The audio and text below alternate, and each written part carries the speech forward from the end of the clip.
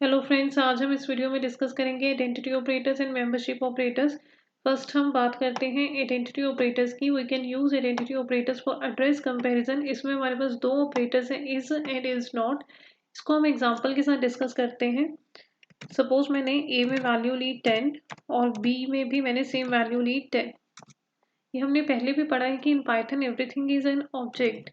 सो अगर मैं यहाँ पे ए की टाइप चेक करूँ और बी की भी टाइप अगर चेक करूँ यहाँ पे, तो ये देखो हमारे पास प्रिंट हो रही है क्लास इंट। ये जो ऑब्जेक्ट है, ए ऑब्जेक्ट है, वो किस क्लास का है? इंट का है। ऐसे ही जो बी ऑब्जेक्ट है वो भी किस क्लास का है? इंट का है, क्योंकि दोनों में हमने इंटीजर वैल्यू को ही स्टोर करवाया है। अब ये दोनों जो ऑब्जेक्ट्स हैं इनमें जो वैल्यू है वो सेम है, दोनों में ही 10 वैल्यू है। दोनों के लिए अलग अलग ऑब्जेक्ट्स नहीं क्रिएट हुए होंगे, दोनों एक ही ऑब्जेक्ट को पॉइंट करेंगे जिसमें वैल्यू होगी 10। ए और बी जो है ये रेफरेंस वेरिएबल है, दोनों सेम ऑब्जेक्ट को पॉइंट करेंगे, दोनों के लिए अलग अलग ऑब्जेक्ट से नहीं क्रिएट होंगे। यहाँ पे अगर इसको हम डायग्रामेटिकली देखें, हमारे पास सपोज एक ऑब्जेक्ट है जिसमें वैल्यू है 10। ए और बी जो है, ए एंड बी हमारे पास यहाँ पे रेफरेंस वेरिएबल है, ये पॉइंट करेंगे इस ऑब्जेक्ट को।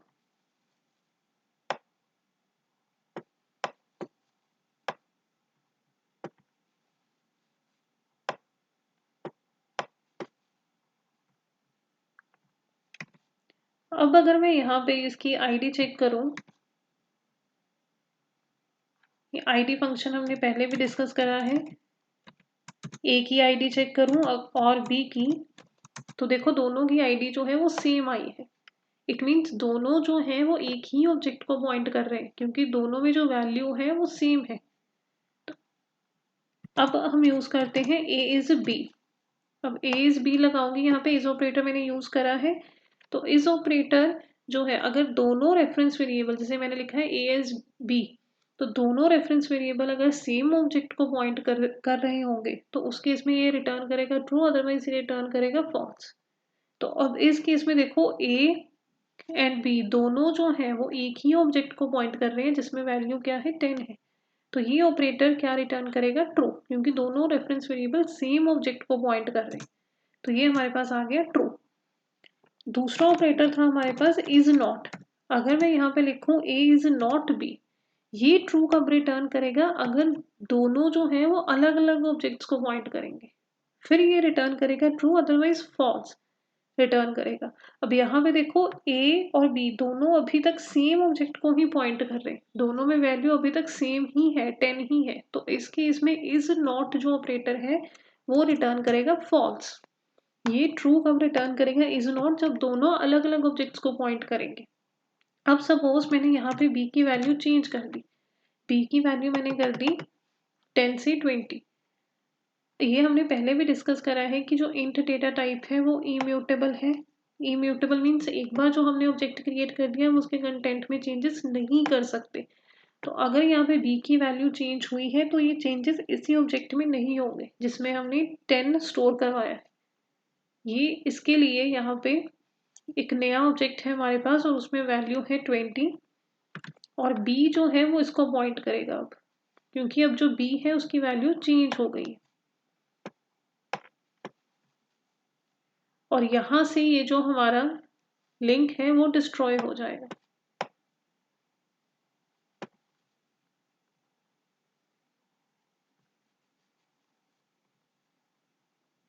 ये जो लिंक है डिस्ट्रॉय हो जाएगा। अब अगर हम आईडी चेक करें बी की,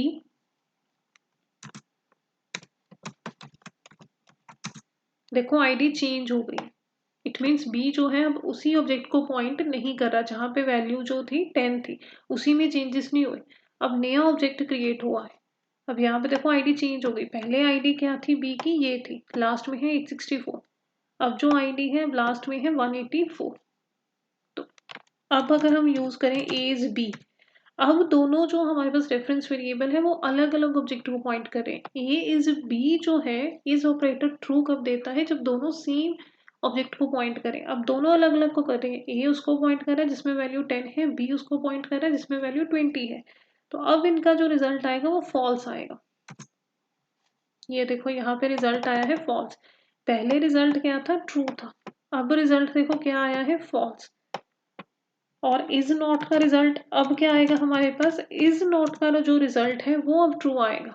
इज नॉट जो है वो ट्रू कब देता है, जब दोनों अलग अलग को पॉइंट करें ऑब्जेक्ट्स को। अब यहाँ पे दोनों रेफरेंस वेरिएबल अलग अलग ऑब्जेक्ट्स को पॉइंट कर रहे हैं, तो यहाँ पे अब हमारे पास इज नॉट का रिजल्ट आएगा ट्रू। पहले क्या था, फॉल्स था, पहले वो दोनों एक ही ऑब्जेक्ट को पॉइंट कर रहे थे। तो ये है हमारे पास आइडेंटिटी ऑपरेटर। नेक्स्ट हमारे पास है membership operator. We can use membership operator to check whether the given object present in a sequence or not.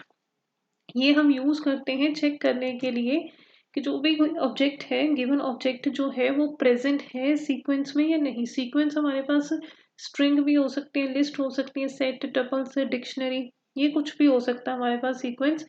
अब इसमें हमारे पास दो ऑपरेटर्स हैं, इन एंड नॉट इन, इसको भी हम यूज कर लेते हैं। इसकी एग्जांपल देखते हैं। यहाँ पे सपोज मैंने एक लिस्ट ली L1 और उसमें मैंने 3 वैल्यूज ली 67, 89 एंड 90। अब मैं यहाँ पे चेक करती हूँ 67 इन L1 कि 67 जो है वो मेंबर है लिस्ट का, और लिस्ट कौन सी है हमारे पास, L1। तो ये देखो देगा ट्रू, क्योंकि 67 जो है वो L1 में प्रेजेंट है।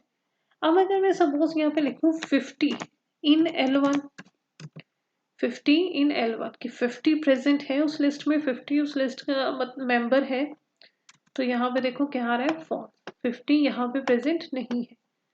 हम यहाँ पे ऐसे भी लिख सकते हैं, सपोज मैं यहाँ पे लिख रही हूँ 89 नॉट इन। अब नॉट इन मैंने लिखा है, इन नहीं लिखा, नॉट इन लिखा है कि 89 नॉट इन L1। अगर तो नहीं होगा तो फिर वो देगा ट्रू, बट यहाँ पे 89 प्रेजेंट है, तो इस केस में वो क्या देगा, फॉल्स। नॉट इन है ना इस केस में हमारे पास, तो ये फॉल्स दे रहे हैं क्योंकि 89 प्रेजेंट है लिस्ट के अंदर।